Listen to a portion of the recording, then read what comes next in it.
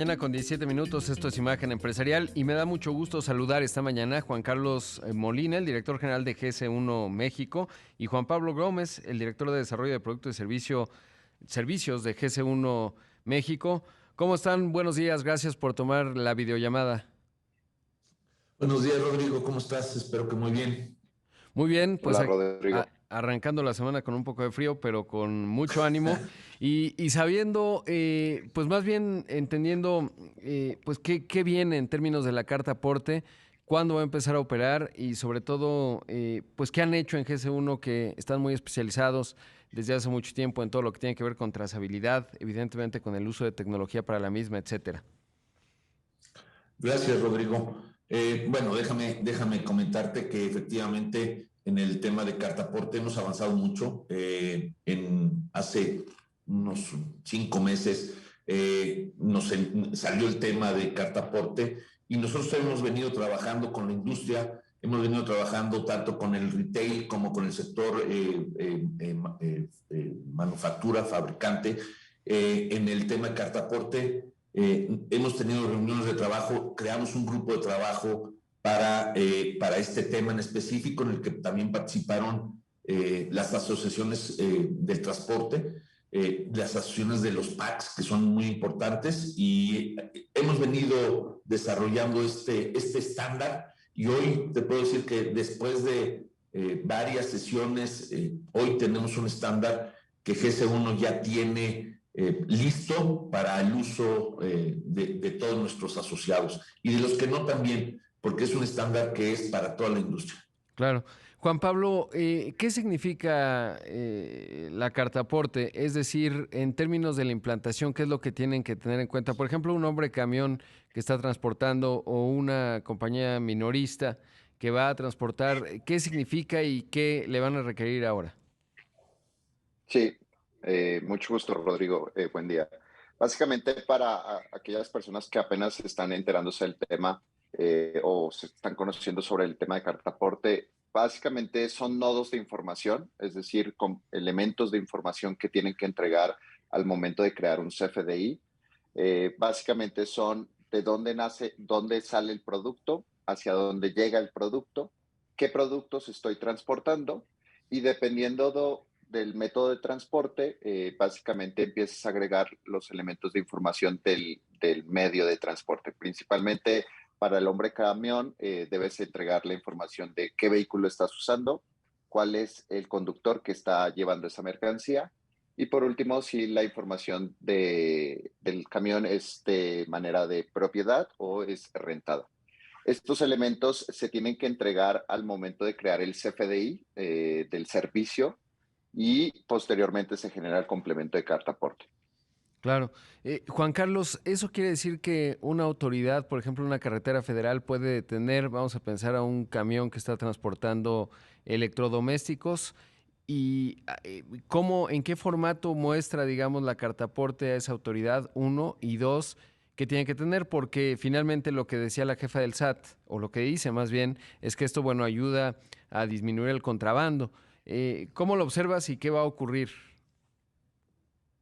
Mira, no está muy definido todavía hay dudas. Nosotros creemos que con tener un equipo El teléfono, móvil sí. y poder presentar a través del equipo móvil el documento, el CFDI de carta aporte debería ser suficiente. No está muy claro, está entre esa opción y presentarlo en papel. Lo que sí es una realidad es que el que no cumpla probablemente va a acabar con sanciones y probablemente su transporte va a ser detenido. Todo tiene un sentido, sí, uno de los sentidos es bajar o eliminar de manera importante el contrabando, pero creo que lo más importante es darle seguridad al transportista, al fabricante y al retail de que su mercancía está siendo transportada con con un transporte que tiene todas las características para poder mover su producto de manera segura. Claro, esa sería la intención número uno.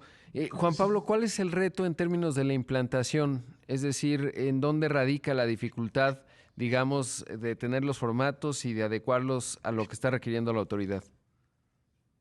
Sí, el principal reto que presenta este complemento es el compartir información entre el que contrata el servicio y el que presta el servicio. Como te comentaba anteriormente, uno de los elementos que debe ir dentro del cartaporte o los elementos de información radica el origen, el destino y la mercancía a transportar. Estos tres elementos de información por lo general los tiene quien contrata el servicio, es decir, quien solicitó el servicio de transporte. Yo sé de dónde quiero que recojan la mercancía, a dónde quiero que la lleven y sé qué mercancía quiero que transporten.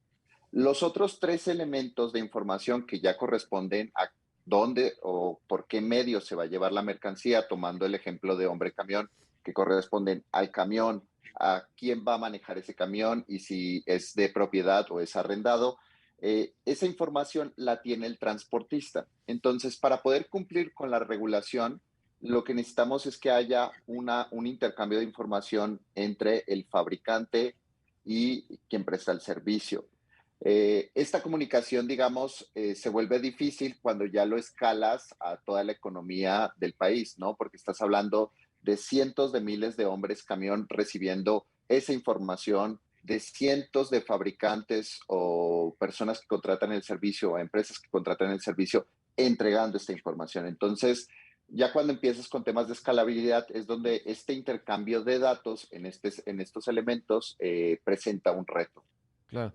Juan Carlos, me parecería, digamos, si pienso en jugadores grandes o no tan grandes, cuando transportan, por ejemplo, un lote, vamos a pensar de pasta de dientes, eh, pues normalmente o sea, en el contrato que celebras dices, bueno, va tanto para que cuando revisen, digamos, en el centro de distribución en donde al que se va a transportar, pues llegó tanto, ¿no? Supondría que esa información ya existe tanto en lo grande como en lo pequeño, porque incluso en lo pequeño cuando transportas, pues buscas justamente que se cuente y que se lleve cierto nivel de control.